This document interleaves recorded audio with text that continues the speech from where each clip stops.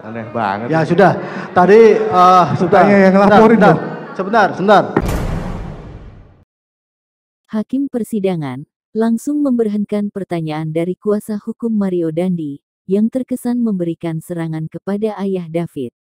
Kuasa hukum Mario menyerang ayah David dengan memberikan pertanyaan yang berkaitan dengan kasus suap dan pencucian Rafael Alun, ayah dari Mario Dandi.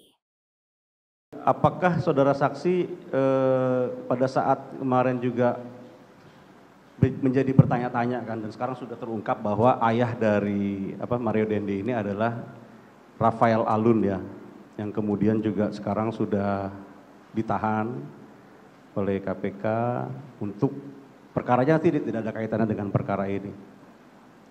Ya, apakah saudara saksi mengetahui bahwa hal itu proses hukum yang terjadi itu ternyata berdampak dari kasus ini gitu loh?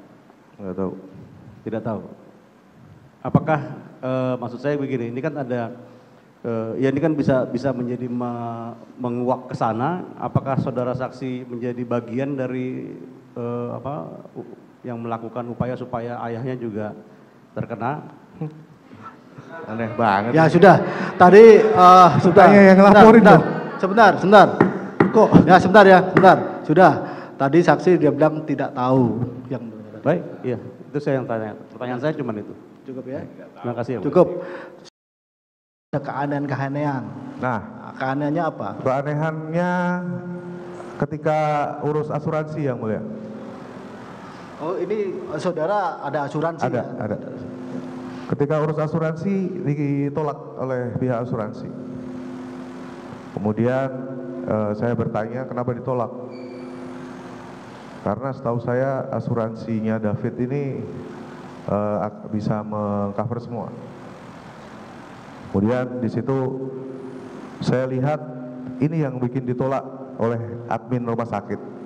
Ada klausul yang melanggar. Saudara tanya kepada admin ya. Admin. Ini yang ditolak itu maksudnya itu apa? Ya, alasannya apa? Ini yang ditolak itu diberikan ada satu berkas pada saudara. Iya, ada. Baik. Ada. Saudara baca? Baca. Apa yang tertulis di situ? Ditolak karena yang memulai perkelahian adalah David. Terus apa sikap saudara? Saya tanya, siapa yang nulis? Siapa yang nulis ini? Bukan dari kita, Pak. Iya, siapa? Dari Polsek, Pak. Saya tanya, siapa orangnya tahu nggak? Enggak, Pak. Tapi kalau kronologi seperti ini memang dari kepolisian. Akhirnya kita urus itu, dibantu sama Melisa waktu itu. Melisa itu siapa? Melisa Anggraini, lawyernya David, yang sekarang lawyernya David. Kebetulan waktu itu dia juga di sana. Kemudian dari pihak rumah sakit baru bisa approve asuransi. Akhirnya bisa, setelah diurus bisa. Ya. Akhirnya tercover ya. Ya. Tercover itu sampai sekarang tercover termasuk biaya perawatan. Tercover semua kecuali stem cell. Apa? Stem cell. Stem cell. Ya. Apa itu stem cell? Jadi ada satu pengobatan yang dilakukan menyuntikkan sel puncak supaya membantu proses regenerasi. Oh ya. Dari syaraf-syaraf yang putus. Itu ya. Termasuk juga perawatan di rumah ini juga masih tercover. Perawatan di rumah ini di cover setengah. Di cover setengah. Ya. Ya. Baik. Ada keanehan lagi yang di? Ada di Polsek Pesanggerahan.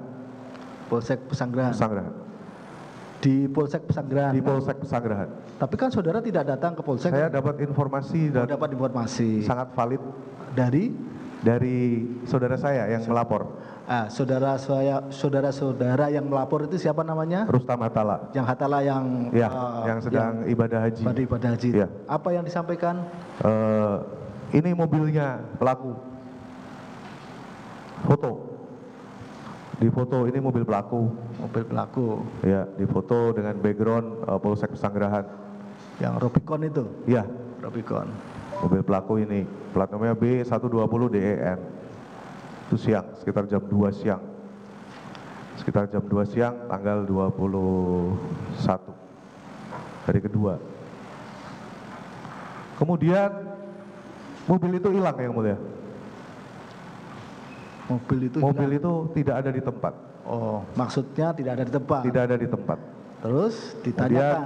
Rustam cerita, saya tanya ke polisi di sini, katanya mobilnya baru dipakai untuk menjemput saksi.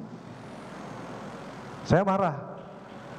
Apakah Polsek ini demikian miskinnya jemput saksi pakai mobil yang dipakai oleh pelaku? Anehnya apa? Pas balik plat nomornya berubah. Pas kembali Plat nomornya berubah. nomornya. Nomornya berubah. Nomornya. Saya nggak hafal, tapi yang belakang nomornya hurufnya PBP. Yang bilang berubah ya. Berubah. Akhirnya berubah. Siapa Dan yang bawa? Yang bawa Agnes, Oh, anak Agnes. 15 tahun bisa nyetir. Ada lagi selain itu? Ya, Ada lagi? Ada. Ada lagi? ada lagi. Ketika pemberkasan malam hari, saya dapat info dari saksi Pak Rudi dan Bu Natali. Para pelaku ini sedang main gitar. Para pelaku ini maksud saudara? Dedi, Shen, sama Agnes. Oh, Sedang dakwah ini ada Ya. main gitar. Sedang. Itu saudara mendapat informasi dari Pak Rudi dan Bu Natali. Dan juga Rustam dan banyak lagi. main gitar. Ya, Main gitar di mana? di Polsek. Di Polsek Pesanggerahan. Ya. Baik. Ya. Ayah David Ozora, Jonathan Latumahina, mengungkapkan kejanggalan dalam proses penyelidikan kasus penganiayaan anaknya. Awalnya, Jonathan mendapat informasi dari saksi Rustam soal keberadaan mobil Rubicon yang dipakai para pelaku saat menganiaya David. Mobil itu terparkir di Polsek Pesanggerahan. Tak lama kemudian, mobil itu sudah tidak ada. Jonathan kembali dibuat tercengang ketika mobil tersebut kembali dengan dikendarai oleh Agnes dengan keadaan plat nomor mobil Rubicon tersebut berubah. Selain itu, Jonathan juga mengungkap ada sosok polisi yang melindungi Mario dalam kasus penganiayaan ini. Dia menyampaikan, Polres Jakarta Selatan 2 kali membuat konferensi pers dengan keterangan yang berbeda terkait penganiayaan ini. Pertama, Polres Jakarta Selatan menyampaikan, kasus ini hanya pemukulan. Kedua, Polres Jakarta Selatan meralat konferensi pers pertama, usai video penganiayaan viral di media sosial. Dari berbagai kejanggalan ini, dia melihat ada yang tidak beres dengan kasus yang menimpa anaknya. Dia menegaskan sampai kapanpun akan terus melawan.